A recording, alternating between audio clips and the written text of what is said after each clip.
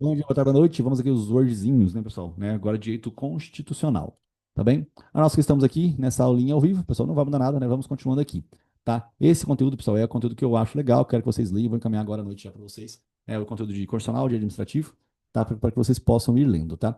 Esse conteúdo aqui, muitas dessas coisas eu já falei para vocês, tá? Muitas dessas coisas eu já falei para vocês, mas aqui eu vou lendo esses pedacinhos porque eles são mais objetivos aqui. Olha só, artigos do Poder Legislativo, né? Já comentamos sobre a separação dos poderes, independência e harmonia entre eles, tá? Desde 1891 existe isso aqui. Lá em 1824, né, existiu o poder moderador, né? Que estava falando, inclusive, hoje no histórico das constituições. É a época do Império, né? Então existiam os poderes, mas existia o imperador que comandava, né, os poderes. É cláusula pétrea, o que é a separação dos poderes. Medida provisória contra a súmula de vinculante, olha só, é um exemplo dessa separação dos poderes. É possível medida provisória contra a súmula vinculante. Tá? E o nosso sistema é bicameral. Por que é bicameral? Porque são duas casas. Você tem a casa do Senado Federal e você tem a casa da Câmara dos Deputados. São duas casas, por isso que é bicameral. Câmara, né? Bicâmara. Senadores, pessoal, sistema majoritário de eleições. O que significa isso aqui? Não é proporcional. Ah, Rafael, ótimo, adorei. É que eu não imaginei que estava escrito isso aqui agora, mas depois eu vou explicar com mais detalhes o sistema proporcional. Basicamente, o sistema proporcional ele leva em consideração não somente o voto que um parlamentar teve, e sim o voto que o partido acabou tendo. E se o partido teve muitos votos, o partido começa a arrastar mais parlamentares. Isso não acontece com o caso do senador. O senador é a quantidade de votos mesmo que faz ele ganhar. Tá? No caso do deputado, tem deputado que tem, por exemplo, 15 mil votos e ele se torna deputado federal, e o outro deputado com 70 mil votos não se torna deputado federal. É possível que isso aconteça, por conta daqueles caras que arrastam muita gente, né? Por exemplo, Tiririca, Russomano, esses caras, como tem 2, 3 milhões de votos, o partido deles tem muito voto. Então ele consegue várias cadeiras dentro do Congresso. E eles puxam vários deputados. Tem deputado que tem 70 mil reais que não faz parte. 70 mil reais é ótimo. Tem deputado que tem 70 mil votos e não faz parte desse partido. E aí ele acaba não conseguindo, que o partido dele não teve tantas cadeiras. O partido dele só tem cadeira para quem teve 300 mil votos. E aí esse cara com 70 mil não consegue.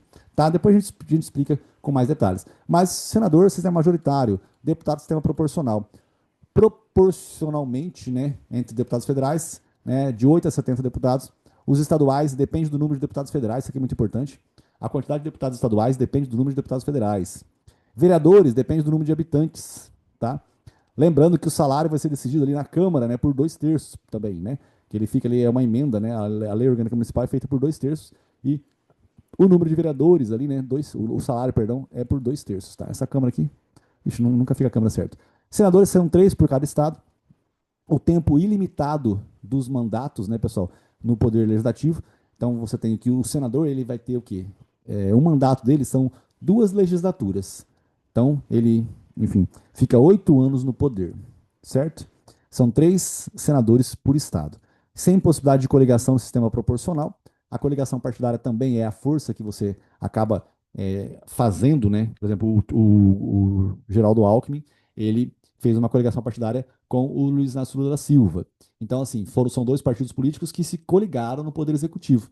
O Partido Político X e o Y. Essa coligação que é feita aqui na União, ela não é obrigatoriamente repetida nos estados.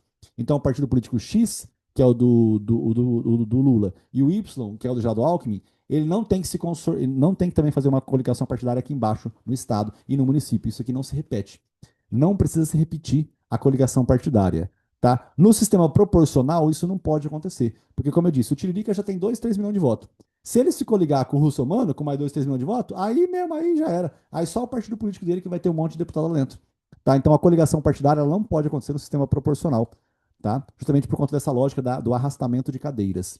As idades do 35, 30, 21, 18, tá com uma barra aqui, o RC, porque o vereador tem que ter 18 anos na data do registro da candidatura. O subsídio dos deputados federais e estaduais, pessoal, o valor estabelecido por eles mesmos, mas só pode aproveitar aqueles eleitos no próximo mandato. Então, nesse nosso mandato agora, nós vamos votar o salário do próximo mandato, tá? E é lógico que a maioria deles são reeleitos, né, pessoal? Justamente por conta desses arrastamentos aí, mas não é o próprio mandato em si que faz o salário acontecer. Casos de 2/3, pedir para vocês anotarem, né? Criação de súmula vinculante, modulação dos defeitos temporais no controle de constitucionalidade, Tribunal de Contas, quando o parecer dele é derrubado pelo legislativo respectivo, 2/3, Lei Orgânica Municipal, 2/3, Câmara dos Deputados autorizando o processo de impeachment, 2/3, Senado Federal julgando o Executivo por 2/3. Tem outros casos aqui, por exemplo, súmula do TST, é 2/3, inidoneidade moral, 2/3, imunidade parlamentar que ele perde no estado do sítio, 2/3. Sessão legislativa é diferente de legislatura, já falei também, legislatura são 4 4 anos, né? Então são 4 sessões legislativas. Funções típicas e atípicas também respeitam o princípio da simetria. Como eu disse, medida provisória, se é feita pelo Poder Executivo, é o quê? Governador, presidente e prefeito. Tá? O projeto de lei para remuneração de servidores públicos é a simetria. Ou seja, quem vai fazer projeto de lei sobre remuneração de servidores públicos, quem vai fazer plano plurianual, LDO, lei orçamentária anual, quem vai fazer? O Executivo, presidente, governador e prefeito. Certo? E eles que vão fazer isso aí. Se um vereador começar, é um início viciado do projeto de lei. Salvo proibições específicas, na idade de membros do Tribunal de Contas. Isso aqui, eu disse que existe essa simetria, que é o respeito da Constituição Federal, Estadual e a Municipal, né? Que no caso não tem nome de Constituição Municipal, tem nome de Lei Orgânica Municipal. Mas algumas coisas têm que ser mantidas, pessoal. A idade de membros do Tribunal de Contas, a Constituição do Estado não pode alterar a idade dos membros do Tribunal de Contas. Ratificar tratados internacionais, também quem vai fazer isso aí é a União, tá? Não é o Estado. Assim como as imunidades formais e materiais, como eu disse, reitero, as imunidades formais, vereadores não possuem. Vereador não tem imunidade de prisão em processo. Né? Quem tem isso é o deputado, federal, estadual, distrital e senador da República. Então, assim, algumas coisas não se respeitam mesmo, né? Então, assim, isso é uma diferença que tem, né, nessa logística dessa simetria, né? O que se aplica em cima se aplica embaixo. Função constituinte, Assembleia Nacional Constituinte, o Congresso Nacional, né, as emendas nas constituições, né, que nós fomos alterando a Constituição ao longo dos anos, sendo que a promulgação é feita pelo próprio Legislativo. Tem coisa que é feita, né, pelo próprio Legislativo, não passa pela sanção veto por parte do chefe do Poder Executivo. Então, assim, tem algumas lógicas. Fiscalização, temos algumas comissões que existem dentro do Congresso, Comissão Parlamentar de Inquérito, Comissão de Constituição e Justiça, às vezes feita até com auxílio do Tribunal de Contas. Julgamento sobre as contas do Poder Executivo, né, feitos pelo Congresso Nacional, ou Assembleia Legislativa, ou a Câmara de Vereadores. Tá? Controle de constitucionalidade, propositura do controle repressivo. Aqui é só essa expressão especificamente aqui em si. Eu ia falar propositura do controle repressivo e preventivo também, né? Que é assim. Dentro, enquanto se faz a lei, é preventivo, né? E preventivo. Depois eu explico isso aqui no controle de constitucionalidade, mas a explicação é assim: enquanto a lei não está pronta, você faz o controle de constitucionalidade preventivo. Você evita que a lei entre em vigor. Um parlamentar ele pode fazer um mandado de segurança no STF dizendo que estão votando um projeto de lei contrário a alguma cláusula pétrea. Então, isso é o quê? Isso é um controle preventivo de constitucionalidade. Certo? Beleza? Igual quando também o Congresso Nacional, por meio de uma resolução, ele impede que a lei delegada entre em vigor, a lei que foi delegada ao Poder Executivo. Ou seja, ele faz algo antes da lei ficar pronta. Controle preventivo de constitucionalidade. A Comissão de Constituição e Justiça, a CCJ, ela impede que a medida provisória entre em vigor. A medida provisória ela vale sim 60 por mais 60, mas ela passa um período ali de análise na Comissão de Constituição e Justiça. Então a CCJ ela faz o quê? Um controle preventivo também de constitucionalidade. Aqui, mesas, né? As mesas que existem lá, você sabe que é uma mesa, pessoal, a mesa tem lá o presidente, vice-presidente e tal. A mesa, o que ela faz? Ela organiza a pauta. O que é a pauta? A pauta é uma folha de papel cheia de coisa escrita. Presidência, quem preside a mesa, né? A Câmara dos Deputados do Senado Federal, 2 anos só, proibida a recondução na mesma legislatura.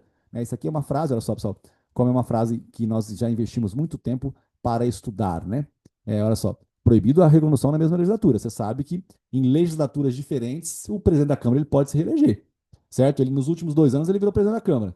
Aí acabou o mandato dele, concorreu às eleições de novo, o povo votou, ele voltou para casa, lá na casa ele concorre de novo. Então ele pode ser reeleito, mas em legislaturas diferentes. Tá bom? Beleza? Aí por isso que eu coloco aqui, insisto, né? Lembrando que legislatura é diferente de sessão legislativa, que é diferente de mandato. Funções administrativas, né? Olha só, a pauta, né? Deve ter vários partidos políticos, esse é o respeito do pluripartidarismo político, e a sua composição será votada nas casas isoladamente. Então, assim, a composição do Congresso Nacional ela é feita separada, ou seja, na Câmara tem votação, no Senado tem votação. Agora, para a formação da sessão conjunta, aí não, né? Aí você junta as duas mesas e quem preside a sessão conjunta é o presidente do Senado Federal, tá? Salvo o Congresso, ó, que não há votação e sim uma composição alternada da Câmara e do Senado, tá? Então, quando eu falo sobre isso, eu estou separando, a votação é separada, mas para juntar todo mundo, a mesa, né, da sessão conjunta, ela é presidida pelo presidente do Senado Federal e aí você junta as duas mesas já, mesa da Câmara e mesa do Senado. O plenário, o que é o plenário, pessoal? O plenário delibera e vota. O que é a deliberação? É a tratativa sobre alguma coisa. Lembrando que o plenário ele é a maioria absoluta dos membros, né? É ali, é a força. Diferentemente somente da diretoria, da mesa diretora. Lembrando que quando a coisa não é tão grave, quem resolve é a mesa diretora. Quando a coisa é muito grave, quem resolve é a maioria absoluta dos membros. Não sei se você se recorda, para a perda do mandato de um parlamentar, Se for um problema, por exemplo, com a falta de um terço das reuniões ordinárias que acontecem dentro do Congresso, ou o problema um problema com uma decisão eleitoral, ele vai perder com a mesa diretora que vota para que ele saia, que ele perca o mandato dele. Agora, se for um crime, uma decisão judicial com trânsito julgado, ou se for uma quebra de decoro parlamentar, quem decide é o pleno, né? A maioria absoluta dos membros que faz ele perder o mandato dele. Certo, carinhas? Beleza? Comissões. Comissões. As comissões organizam os trabalhos por emitir parecer e fiscalizar. CPI, CCJ, votam leis e caso de previsão do próprio regimento. Né? Votam leis em caso de previsão do próprio regimento. O regimento, pessoal, é o quê? A regra interna da Câmara dos Deputados ou do Senado Federal. Às vezes ela estabelece ali que vocês que vão votar ali sobre tal lei. Né? Faz uma comissão grande e tal, e aí eles mesmos que deliberam a respeito disso. Regimento interno que estabelece as comissões. Ó, lembrando sobre o pluripartidarismo político. As permanentes, desenvolvimento, economia, né? Tem também a CCJ, que é permanente, e temporárias, criadas para fins específicos em caso de relevante interesse nacional. Petróleo, parecer sobre lei específica, reforma trabalhista, CPC, CP, né? Ou emenda constitucional. Prevêem a forma de início da votação e defesa para fins de processo de impeachment. Regras de pauta, dias da sessão legislativa, regras sobre a quebra de decoro parlamentar, ato interna corporis. Isso aqui não é passível de controle judicial. O que acontece? Quem vai criar as regras internas, esse ato interna corporis, é o Congresso que cria. O STF não vai meter o dedo aqui. Mas depois que esse ato foi criado, aí o STF pode impor a aplicação do regimento. Certo? Ato interna corporis, não passível de controle judicial, salvo em flagrante desrespeito à Constituição Federal. Então aqui dentro tem contraditório, ampla defesa, quantidade de recesso parlamentar, duração da sessão legislativa. O STF ele pode impor a aplicação do regimento interno. Ele não pode dar ele não pode opinar na formação do regimento interno. Mas depois que está pronto, ele pode fazer com que aquilo seja aplicado. Tá bem? Sei que estão cansados, pessoal, mas vamos continuar aqui. Ó, disso aqui tudo, eu acho que o que nós não falamos muito, pessoal, realmente não foi sobre o quê? Foi sobre o sistema majoritário e o sistema proporcional, que eu não expliquei com tanto detalhe. Mas tudo que está aqui, a maioria das coisas nós já conversamos a respeito. Tá? Cada coisinha dessa daqui nós já conversamos a respeito. Né? Cada uma delas aí. Por isso que é importante a gente fazer uma leitura desse wordzinho aqui. Ó, CPI ou CPMI, poderes investigatórios e não judiciais, não determina prisão temporária ou preventiva, interceptação telefônica e busca e apreensão, não pode. Formada pelo pedido de um terço dos membros, isoladamente ou de maneira conjunta. Né? No caso, se for conjunta, é a comissão parlamentar mista de inquérito. Não investiga a vida privada da pessoa. Uma comissão estadual não investiga deputado federal. Isso aqui também é bem legal, ó. Uma comissão estadual não investiga deputado federal. Fatos investigados devem ser brevemente definidos. O prazo também é pré-estabelecido. A CCJ faz o controle preventivo de constitucionalidade, como eu havia dito, né, em momentos anteriores. Vício formal em caso de não apreciação por ela. Tem que passar pela CCJ, senão nós temos o quê? Um vício de constitucionalidade. Imunidade material com relação a opiniões, palavras e votos.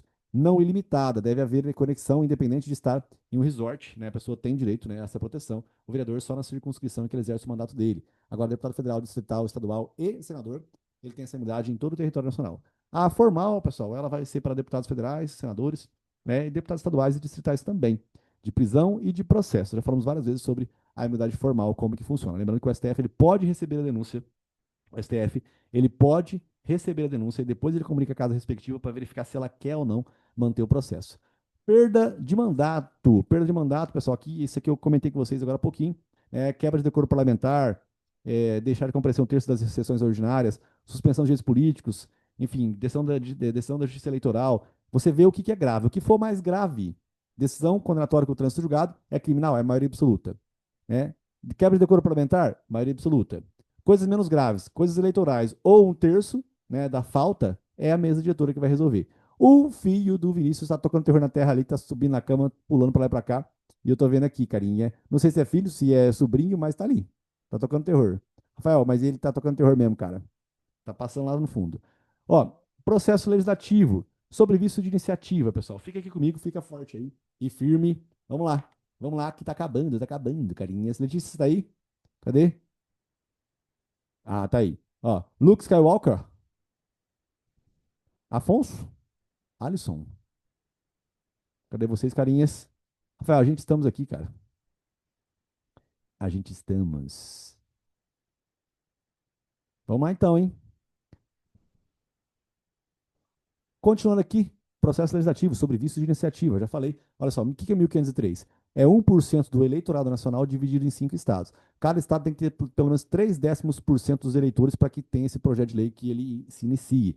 tanto de lei ordinária quanto de lei complementar. Esse é o 1503. Então, quando você bate o olho e não sabe o que é isso aqui, você tem que perguntar para mim, né? Ou se fuder.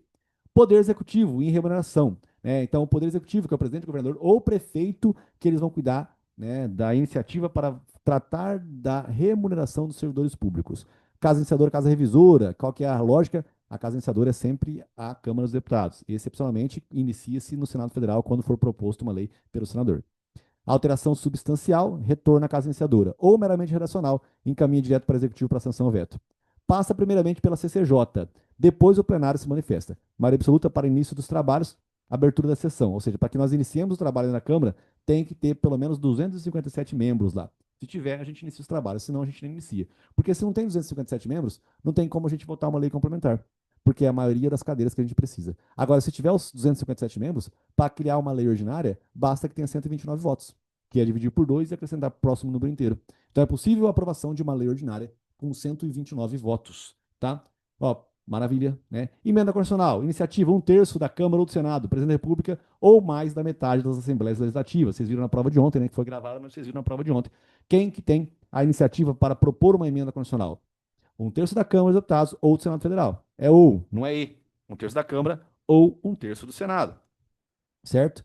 1/3 da Câmara, 1/3 do Senado. Outra coisa, presidente da República e também mais da metade das assembleias legislativas dos estados da federação. E não existe PEC popular. Não sei se vocês se recordam, teve uma época que passou aí, no WhatsApp, né? Ah, é a PEC popular da aposentadoria. Não existe PEC popular, não existe, tá? O povo, ele não faz emenda constitucional, tá? O que ele faz é esse 1503 aqui, ó. É lei ordinária ou lei complementar. Isso ele faz, tá bom? Então, o povo não faz, não tem PEC popular. Lembrando que a emenda constitucional era feita por 2 turnos, né? 2 turnos, 3/5 votos em cada casa. Não tem aqui, é, como é que eu posso dizer? Sanção ou veto por parte do chefe do Poder Executivo. Ó, prescinde de intervalo entre os turnos. O que que é isso? Essa frase é muito importante também, frase boa, tá? O que é prescinde? Dispensa. Dispensa intervalo entre os turnos. O que que eu quero dizer com isso? Votou hoje, pode iniciar a votação no segundo turno agora hoje mesmo. Não é votação alternada entre os turnos, pessoal. Não começa na Câmara, depois vai para o Senado, depois volta para a Câmara, volta para o Senado. Não. É duas. Toda vez que eu desenhei aquela merda, aquele negocinho, setinha para baixo, setinha para cima na Câmara dos Deputados. Depois setinha para baixo, setinha para cima no Senado Federal. Não é votação alternada entre os turnos. Vota 2 vezes na Câmara e depois 2 no Senado. Estado de defesa, estado de sítio e intervenção federal. São circunstâncias que impedem a emenda constitucional. A PEC, que foi a votação do plano de reforma da Previdência, não se iniciou na época da intervenção federal que estava acontecendo no Rio de Janeiro. Cláusulas pétreas não podem ser alteradas. A separação dos poderes é uma cláusula pétrea. O quórum para a criação da emenda constitucional é uma cláusula pétrea. O voto direto, secreto, universal e periódico é uma cláusula pétrea. Tá? Nota, pessoal, que aqui não tem o obrigatório, tá? A obrigatoriedade do voto não é cláusula pétrea, certo? Tem interpretações diversas, né? Na verdade, eu não me recordo agora como que foi cobrado pela FGV, tá? Mas porque o voto obrigatório ele não está ali no artigo 5º, mas ele está no outro lugar. Mas dizem que ele não é uma cláusula pétrea, o voto obrigatório. Na minha opinião, eu acho que tinha que ser voto facultativo. Se o voto fosse facultativo, as pessoas que não pensam não votariam. Seria muito legal. Eu acho que seria uma coisa boa, né? Porque assim, quem não pensa, pessoal, não tá nem aí, não vai votar, nem a pau, tá? E isso seria, só vai votar hoje em dia porque é obrigado a votar. Seria maravilhoso, né, se o voto não fosse obrigatório. Mas é lógico que o poder não vai deixar o voto ser facultativo, né, infelizmente. Proposta em uma sessão só pode ser reproposta na próxima sessão. Como eu disse, mais uma vez, né? É, o projeto de lei, né, ele pode ser votado na mesma sessão legislativa por meio de maioria absoluta. Ó, proposta em uma sessão só pode ser reproposta na próxima. Não se aplica a regra da possibilidade de repropor a mesma lei na mesma sessão com quórum de maioria absoluta. É que para a criação de leis, se um projeto de lei for rejeitado nessa sessão legislativa, ele só pode ser votado na próxima, igual a emenda constitucional, igual a medida provisória. Só que para projeto de lei, tem previsão de que se a maioria absoluta dos membros da casa tiver intenção, ela pode ser votada novamente na mesma sessão legislativa. A maioria absoluta com intenção faz com que a lei ordinária ou lei complementar possa ser votada na mesma sessão legislativa, mesmo se já tiver sido rejeitada. Essa previsão não está estabelecida para emendas constitucionais nem para medidas provisórias. Leis ordinárias e complementares. Olha só, olha só, eu sempre coloquei aqui o rol de lei complementar. Fundação pública, o que é isso aqui? A área de atuação da fundação pública, não é a criação dela, não. Desmembramento de Estado, a aposentadoria compulsória aos 75 anos de idade, o IGCIR. Aqui você deve ir fazendo a sua lista e anotando, né? Porque a gente vai passando ao longo do cursinho. Não há hierarquia entre elas. Não há hierarquia entre o que, Rafael?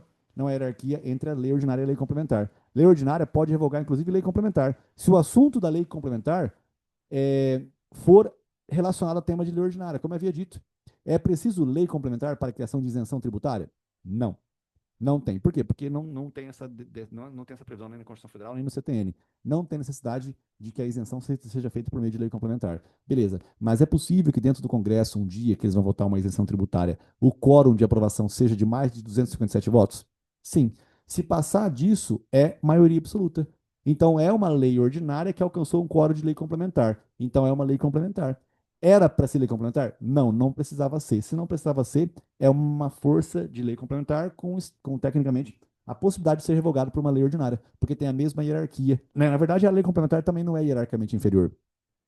Só é uma lista que é estabelecida pela Constituição Federal. Aí se respeita, tá? Mas é possível, então, que uma lei ordinária revogue o conteúdo de uma lei complementar. Certo? Desde que essa lei complementar não é necessariamente de assunto reservado a este tema em si de lei complementar. Propositura das leis ordinárias complementares. Membros do Senado Federal, da Câmara dos Deputados, comissões, Procurador-Geral da República pode propor, tribunais, está aqui quando eu coloco desenho, porque é só para lembrar do STF, STJ, TST, TSE, Superior Tribunal Militar, TJTRF, TRT, TRE e Tribunal Militar. Poder Executivo, remuneração dos servidores públicos, aposentadoria, olha só, é a iniciativa dele. Remuneração dos servidores públicos, aposentadoria, criação de cargos, é a simetria eu coloco aqui porque o governador também pode fazer. Governador e prefeito também. Cidadão, 1% do eleitorado nacional, 1.503. Município, 5% dos eleitores do município, que é o quórum para poder propor uma lei municipal. Não há previsão nos estados. Então, cada Constituição estadual estabelece qual que é a quantidade de pessoas para que você tenha essa criação de uma lei estadual. Então, criação de lei federal, 1.503. 1% do eleitorado nacional dividido em 5 estados, e cada estado tem que ter pelo menos 0,3% de eleitores. No município, 5%, e nos estados não tem previsão. Medida provisória, cabe ao chefe do Poder Executivo, em matérias de relevância e urgência. Esta não é automática. Olha só, a urgência não é automática, tá? A, a urgência, ela não é automática. O que eu quero dizer com isso? Quando você propõe uma medida provisória, você não está propondo medida provisória porque o assunto é urgente, não.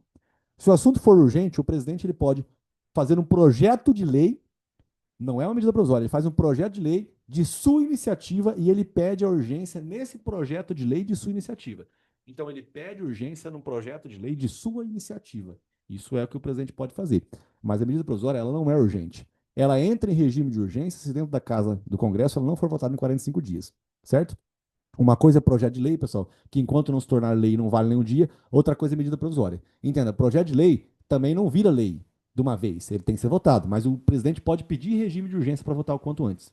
Certo? Prioridade. A medida provisória, ela não é urgente. Ela só vai se tornar urgente se não for votada em 45 dias dentro do Congresso. Submete-se a medida à apreciação, né, do Congresso Nacional, 60 mais 60, a apreciação e a aprovação pelo Congresso Nacional torna-se lei ordinária, né? Então, depois que for aprovada, ela se torna lei ordinária, porque a medida provisória não pode se tornar lei complementar. Porque matéria reservada à lei complementar não pode ter medida provisória a respeito. Quando rejeitado, o Congresso Nacional edita decreto legislativo estabelecendo as regras sobre o período de duração.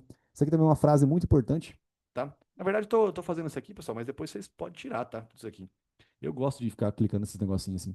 Isso aqui é muito importante também, por quê? Porque assim, a medida provisória ela vale por 120 dias.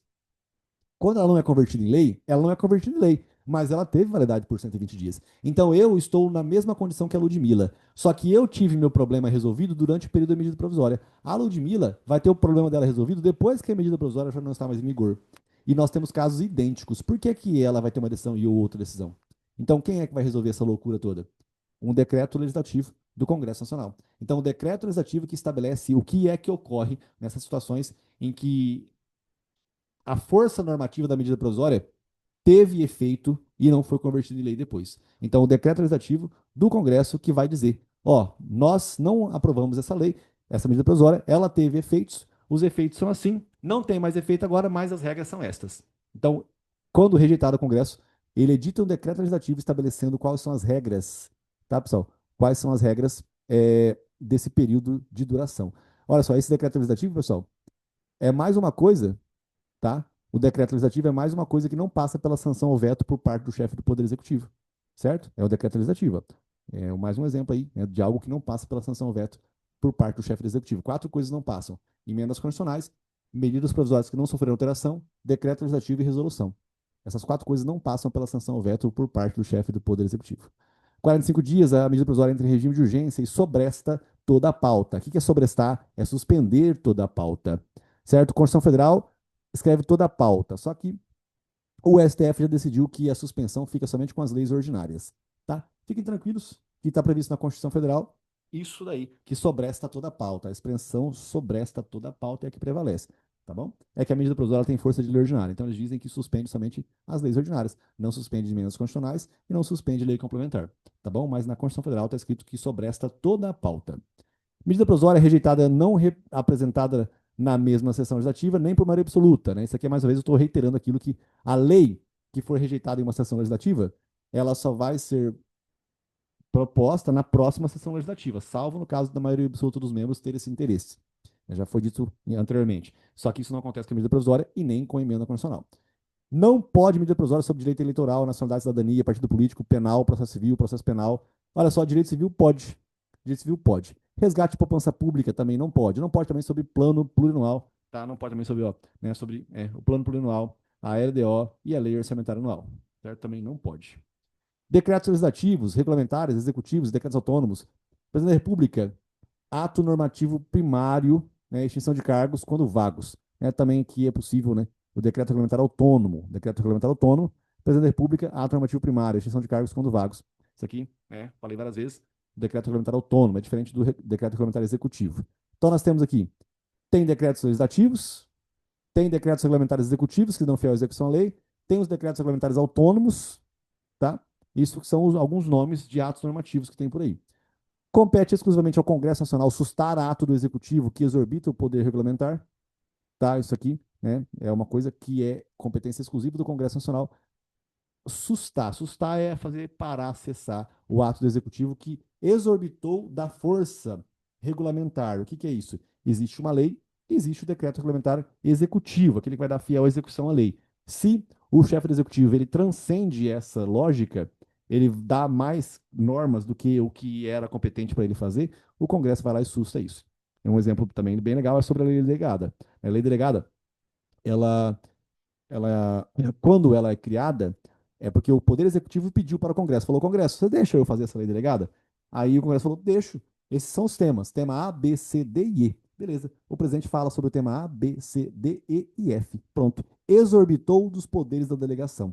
Isso, né, se passou daquilo que era a competência do Executivo, aí nós temos, né, o Congresso Nacional também impedindo que isso entre em vigor. Lei delegada não pode ser objeto de delegação ao presidente da República, algumas coisas, né? O quê? Competência exclusiva do Congresso Nacional não pode ser delegada ao Poder Executivo. O Poder Executivo pode solicitar urgência nos projetos de lei de sua iniciativa, né? Acabei de comentar agora há pouco, lembrando que a medida provisória não é urgente. Agora, projeto de lei, o presidente ele pode requerer a urgência, tá bom?